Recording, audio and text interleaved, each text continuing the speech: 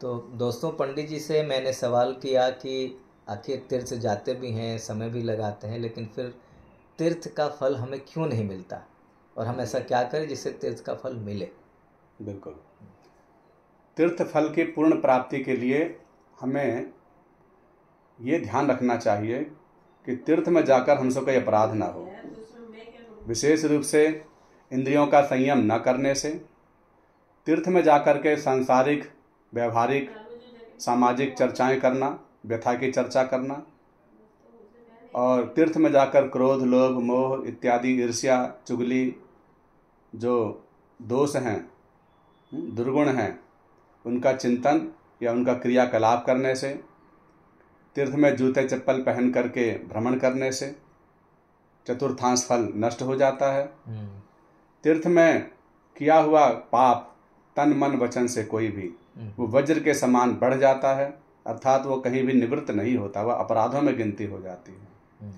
तीर्थ में जाकर के अगर हम गुटखा, बीड़ी, पान, इतना तक कि जो शराब आदि, मदिरा सेवन, जितने भी वाणी के दोष बताए गए हैं, वो सब करने से तीर्थ कई गुना श्राप देते हैं। तो वहाँ जाकर के अगर हमने मादक पदार्थों का सेवन किया तो जिस जिह्वा से भगवान का नाम गुणगान करने की अनंत महिमा है, उसी जिह्वा को अपावन करना, अपवित्र करना, तो हम उसके फल से वंचित रह जाते हैं। बल्कि तीर्थ में जाकर ये सब करने से अपराध बन जाता है।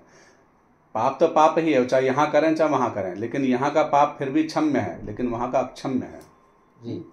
इसके साथ ही अगर तीर्थ में जाकर हमारे वहाँ पंडा, पुजारी, कोई भी ब्रजवासी, कोई भी धामवासी के प्रति अनादर हो गया, भाई वो जो जैसे हैं, माना कि सब जगह सब अच्छी बुरी तो सब जगह है, लेकिन हम किसी की भी अगर वहाँ निंदा करते हैं अथवा वहाँ पर किसी से भी हम क्रोधावेश में घमंडवश किसी के से युद्ध, लड़ाई झगड़ा करते हैं, गाली गलौज बकते हैं, उल्टा सीधा बोलते हैं, तो वाणी का हमने पाप किया। तो वाणी का पाप किया और वहाँ का पाप पाप नहीं है बल्कि अपराध में गिनती आ गई, तो वो भी अक्षम्य है, क्योंकि भगवान का धामवासी भगवान का ही स्वरूप कहा गया है। उसको भगवत तुल्य मान करके उसका सम्मान करो, अथवा अगर हमें लग रहा है कुछ ऐसी बात है तो चुप हो जाओ, मूक हो जाओ, गूंगे बन जाओ, प्रयोग ना करें, लेकिन वहां पर किसी को गलत शब्द न कहें, गलत आचरण ना करें। तीर्थ में जाकर हम सेवा करें पर करवाएं नहीं, क्योंकि जितनी हम सेवा लेंगे तीर्थ में जाकर के, भोग सुख सुविधा सामग्री को ढूंढेंगे, तो उससे भी हम जिसकी भी सामग्री लेंगे तो हमारा पुण्य फल वहां पर पहुंच जाएगा। तो तीर्थ में जाकर हम सेवा ना लें बल्कि सेवा करें।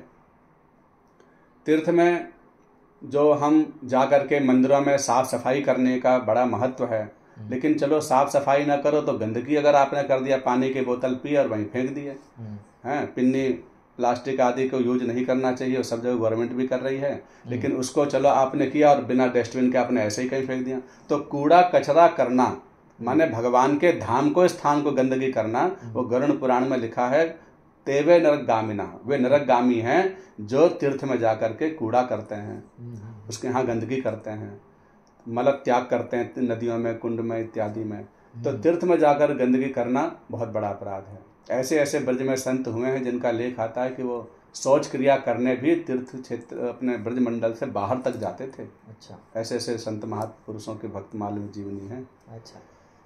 तो माना कि उतना नहीं करें तो कम से कम इतना तो ध्यान दें कि हमारा कोई भी चीज डस्टबिन में ही डालें, है ना, गलत जगह इधर उधर ना करें, गंदगी वहां पर ना करें, साफ सफाई रखें, तो उससे तीर्थ की महिमा जो है वो बढ़ेगी। और तीर्थ में अगर सेवा कर ली, सोहनी लगा ली, झाड़ू सेवा कर दी, तो फिर तो कहना ही क्या। हमारे हापुड़ के ब्रजमंडल भाव से जाओ, हमारे हापुड़ में राधा चाकर राधा रानी के एक ग्रुप बना है, और भगवान की कृपा से हम कुछ लोगों ने मिल करके उसको धीरे धीरे 40-50 लोगों की संख्या हो गई है। तो वे लोगों का हमारा हर महीने का नियम सा बन गया है कि तीर्थ में जाकर के हम लोग वहाँ पे सेवा सफाई करते हैं। बहुत बढ़िया है, झाड़ू लगाना, सफाई करना, रात बरसाने की 3 बार सेवा हो चुकी है।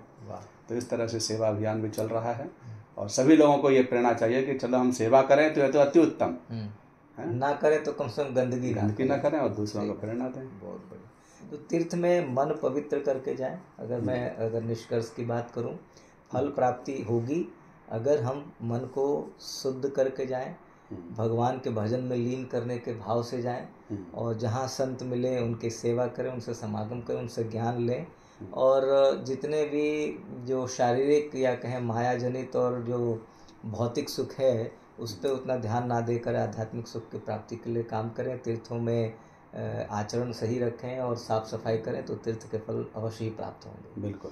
तो आप धन्यवाद आचार्य जी, आपने बड़े अच्छे तरीके से, सरल तरीके से तीर्थों की महिमा और तीर्थ के बारे में जानकारी दी। हम लोग मिलेंगे दोस्तों दोबारा इसी तरह के ज्ञानवर्धक चर्चा के साथ। आप सबको बहुत बहुत शुभकामनाएं। धन्यवाद। जय श्री कृष्ण। जय श्री कृष्ण।